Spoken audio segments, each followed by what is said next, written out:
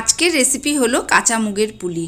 খেতে কিন্তু অসাধারণ ভালো। এই পুলির পুর তৈরি করার জন্যে 1 বাটি নারকেল কোড়া, 1 বাটি খেজুরের গুড় আর 1 বাটি খোয়া ক্ষীর নিয়ে কড়াইতে নেড়ে চেড়ে পুর তৈরি করে নেব। অপরদিকে একটা বাটির মধ্যে 1 বাটি সেদ্ধ মুগ ডাল আর 1 বাটি এবার চালের গুঁড়ি আর মুগ ডালটা হাতে ভালো করে চটকিয়ে ডো তৈরি করে। মুগ ডালটা কিন্তু আমি ভাজবো না, ওটা কাঁচাই থাকবে। ওটা সেদ্ধ করার সময় আমি 1 চিমটি লবণ দিয়ে পুলি তৈরি হয়ে গেছে।